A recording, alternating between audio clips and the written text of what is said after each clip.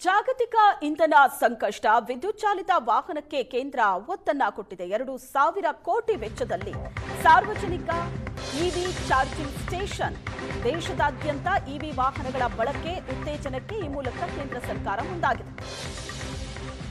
ಹೆಚ್ಚೆಚ್ಚು ಜನ ಇವಿ ವಾಹನಗಳ ಬಳಕೆ ಮಾಡಬೇಕು. ಅದೇ ಕಾರಣಕ್ಕಾಗಿ ಚಾರ್ಜಿಂಗ್ ಸ್ಟೇಷನ್ಗಳನ್ನ ಹೆಚ್ಚುವರಿಯಾಗಿ ನಿರ್ಮಾಣ ಮಾಡುವುದಕ್ಕೆ ಕೇಂದ್ರ ಸರ್ಕಾರ ಮುಂದಾಗಿದೆ.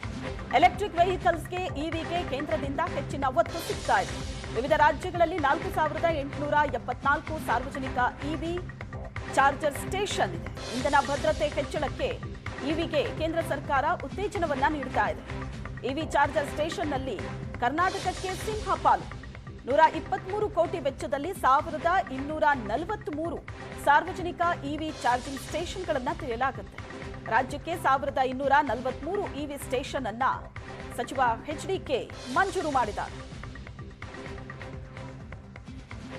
ಪೆಟ್ರೋಲ್ ಡೀಸೆಲ್ ಬೆಲೆ ಗಗನಕ್ಕೇರ್ತಾ ಇದೆ. ಒಂದ್ ಕಡೆ ಪೆಟ್ರೋಲ್ ಡೀಸೆಲ್ ಬಳಕೆಯನ್ನ ಕಡಿಮೆ ಮಾಡಿ ಅಂತೇಳಿ ನರೇಂದ್ರ ಮೋದಿ ಅವರು ದೇಶದ ಜನರಿಗೆ ಸಂದೇಶವನ್ನು ಕೂಡ ರವಾನೆ ಮಾಡಿದ್ದಾರೆ. ಹಾಗಿದ್ರೆ ವಾಹನ ಸವಾರರು ಏನ್ ಮಾಡಬೇಕು, ಸಂಚಾರ ವ್ಯವಸ್ಥೆಯ ಪರ್ಯಾಯ ವ್ಯವಸ್ಥೆ ಏನು ಅಂತ ಅಂದಾಗ ಎಲೆಕ್ಟ್ರಿಕ್ ವಾಹನಗಳ ಬಳಕೆಯನ್ನ ಮಾಡಬೇಕು.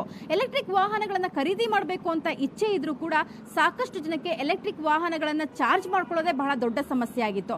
ಅದಕ್ಕೆ ಪರಿಹಾರ ಅನ್ನೋ ರೀತಿಯಲ್ಲಿ ಕೇಂದ್ರ ಸರ್ಕಾರದಿಂದ ಹೊಸ ಯೋಜನೆಯೊಂದು ಘೋಷಣೆಯಾಗಿದೆ. 2,000 ಕೋಟಿ ವೆಚ್ಚದಲ್ಲಿ ಚಾರ್ಜಿಂಗ್ ಸ್ಟೇಷನ್ಗಳನ್ನ ದೇಶದಾದ್ಯಂತ ನಿರ್ಮಾಣ ಮಾಡಲಿಕ್ಕೆ ಕೇಂದ್ರ ಸರ್ಕಾರ ಮುಂದಾಗಿದೆ. 2,000 ಕೋಟಿ ವೆಚ್ಚದಲ್ಲಿ ದೇಶದಾದ್ಯಂತ ಈ ಒಂದು ಚಾರ್ಜಿಂಗ್ ಪಾಯಿಂಟ್ಗಳ ನಿರ್ಮಾಣ ಆಗುತ್ತೆ. ಈಗಾಗಲೇ ಇದಕ್ಕೆ ಸಂಬಂಧಪಟ್ಟಂತೆ ಘೋಷಣೆಯನ್ನ ಕೂಡ ಕೇಂದ್ರ ಸರ್ಕಾರ ಮಾಡಿದೆ.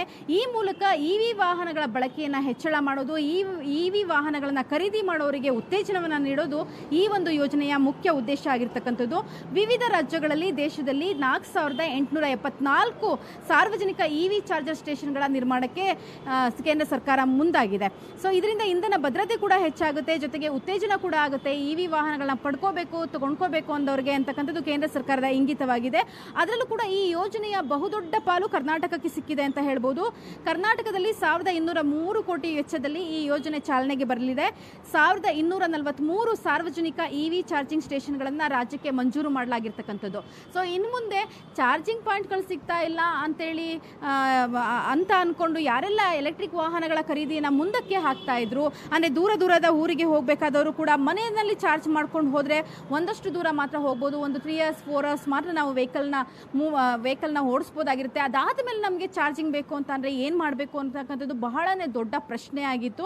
ಸೊ ಇಂತಹ ಸನ್ನಿಟ್ಟಿನಲ್ಲಿ ಹೈವೇಗಳಲ್ಲಿ ಈ ರೀತಿಯಾದಂತಹ ಇವಿ ಚಾರ್ಜಿಂಗ್ ಪಾಯಿಂಟ್ಗಳನ್ನ ಮಾಡಿ ಎನ್ನುವಂತಹ ಸಾಕಷ್ಟು ಮನವಿ ಕೂಡ ಬಂದಿತ್ತು, ಸಾಕಷ್ಟು ಸಲಹೆ ಕೂಡ ಬಂದಿತ್ತು. ಆದರೆ ಆ ಸಲಹೆ ಮನವಿಗೆ ಇವಾಗ ಪೂರಕವಾದಂತಹ ರೆಸ್ಪಾನ್ಸ್ ಬಂದಿದೆ ಅಂತ ಅನ್ಸುತ್ತೆ.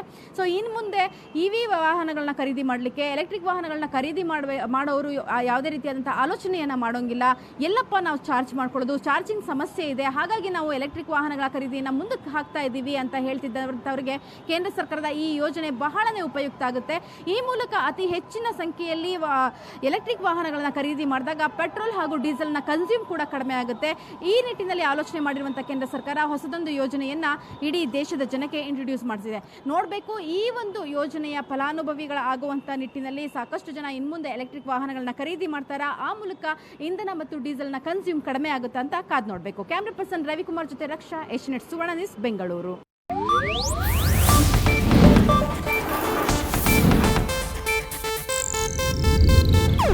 ಇದು ಏಷ್ಯಾನೆಟ್ ನ್ಯೂಸ್ ನೆಟ್ವರ್ಕ್ ಪ್ರಸ್ತುತಿ.